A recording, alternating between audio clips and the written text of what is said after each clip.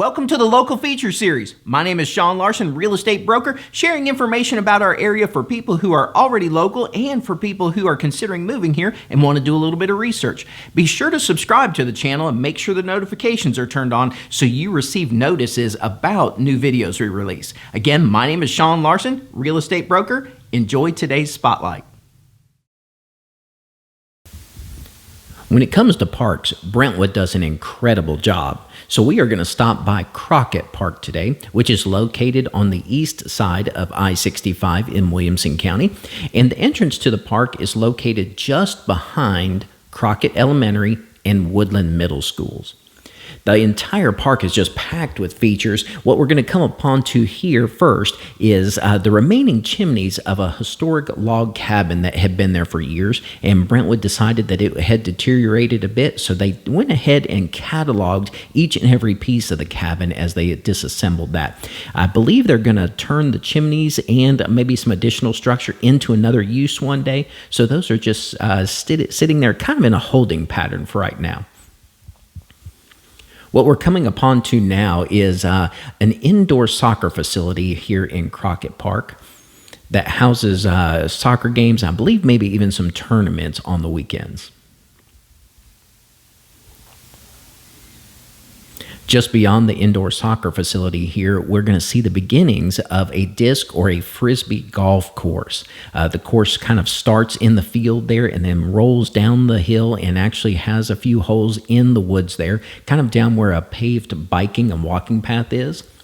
You're going to find that access to the park is just awesome. Brentwood has an extensive walking path that is paved, and it goes from neighborhoods, it goes up to the library on Concord Road by the YMCA, and it also circles through Crockett Park here. This field on the right also serves as the overflow parking for the July 4th fireworks each year.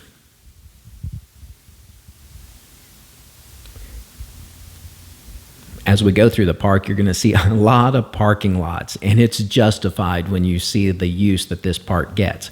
But don't be fooled, there is a lot beyond the parking lot. So as we pull through here, you're going to see some tree lines, and a lot of the features of the park are actually beyond the tree lines. So for example, we're going to pull into this first parking lot here. We're going to go ahead and see one of the pavilions. We're going to see a playground. And if you want to reserve a pavilion, maybe it's for either a birthday party or a family reunion or just some casual get-together, you can do that. I believe through Brentwood's website is where they take the reservations for that. This is one of the playgrounds in the park. There are 3, and then straight through that tree line there are additional options. Like you have soccer fields, football fields. There's another playground back there, and we're going to roll some video footage to show you a little bit of that as well.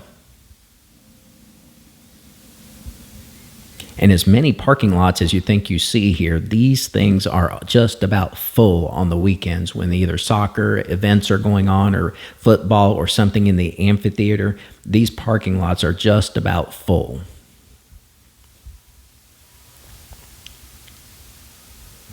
So if we take a look just beyond the tree line, this is the paved biking and walking path that goes through a lot of Brentwood. It connects several parks, connects the YMCA, the library, Smith Park, Crockett Park, and then they have awesome connections to a lot of the neighborhoods too, so you have a lot of different entrance points.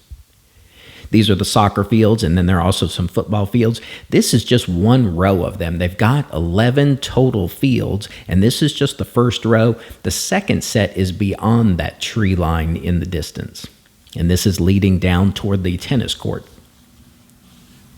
Here we're on the first row of soccer fields. You have playground number 2 here, and we're actually going toward the second row of sports fields that is beyond the tree line. This line of fields actually backs up to the Concord Hunt subdivision, which is closer up to the intersection of Concord Road and Wilson Pike. In addition to the sports fields, the park also has about 9 baseball fields. It's going to have your frisbee golf. It's got the indoor soccer facility. Down here toward the end of this road, you're going to see that it's got 7 tennis courts. We saw a couple of the playgrounds, but it's got 3 in total. One of them is a wood playground that is just extensive, and that's kind of up by the baseball fields and actually is closer to Woodland Middle School. As we circle back, you're also going to see the Eddy Arnold Amphitheater, where the summer concert series are held. It's also a concert night when they shoot July 4th fireworks in the summer. Here in the distance, you're also going to see a tunnel, and that is one of the entrances to the park. There are actually two tunnels there. One goes under the railroad track, and the other one goes under Wilson Pike and then continues up toward Concord Road and has a couple neighborhood connections there as well. And this is just another look at the sports fields that was beyond the tree line from the parking lot that we looked at.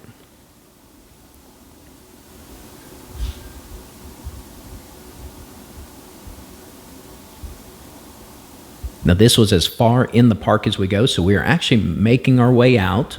We're going to come upon the Eddy Arnold Amphitheater. And once we circle through the parking lot there, I'm going to roll some footage of some of the features, the playground up there, the ball fields. It is just awesome what they've got up there.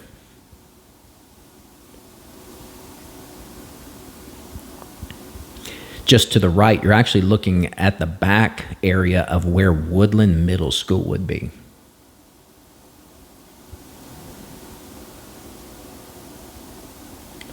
When you're attending the Summer Lawn Series or the concert series, there's usually a collection of food trucks that they roll out for that, and they are extremely well attended, so if you want your prime real estate, you better get there early.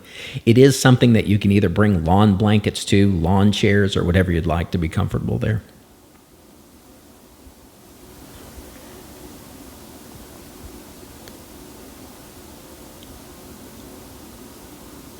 I mentioned that the park borders some communities, and it does border Concord Hunt. It also borders Indian Point. There are going to be some other neighborhoods in the vicinity, and those are going to include Witherspoon, Somerset, and I mentioned Indian Point, Concord Hunt.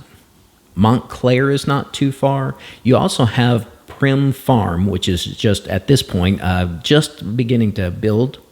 You've got Raintree and also the Reserve at Raintree. Those are communities that are just in the immediate area of this park.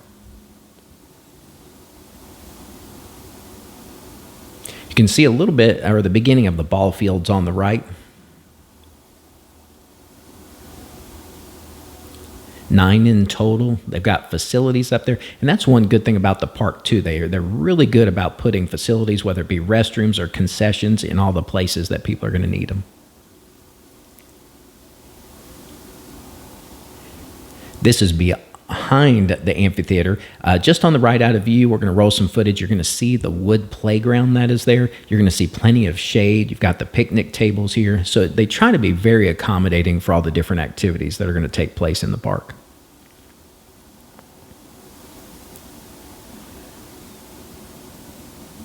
Concert night. I think the wood playground is as much of a hit as the concerts.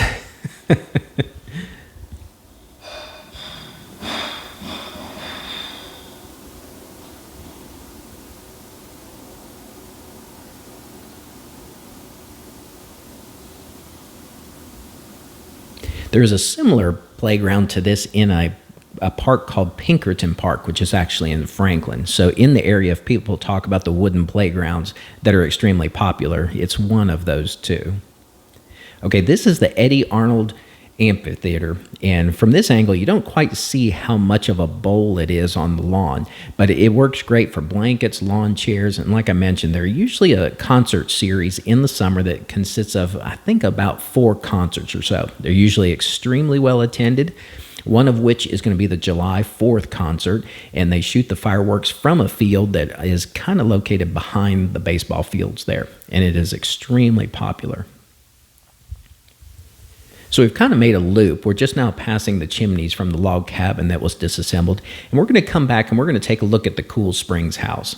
That was kind of a signature piece to be used as the entrance to the park. This farmhouse used to be located, if you're familiar with the Franklin area, over where the intersection of Mallory Lane and Cool Springs Boulevard intersect. Back in the 1980s, when development plans were first coming about for Cool Springs and the Cool Springs Galleria, they were looking for land, and that became the location that was going to be put on. And this was in the vicinity of that, and it was going to be developed. And in order to preserve the home, Brentwood was able to acquire the home and install it here at the front of Crockett Park. It's kind of a signature entrance to it. So they went ahead and restored it, and it's a good preservation effort that is going to last the test of time. Well, that wraps up our visit to Crockett Park today here in Brentwood, Tennessee. If you have any requests for information about any parks or anything in the area, or if you have any needs for real estate services, by all means, reach out and I'll be more than happy to take great care of you. I hope you have a super day.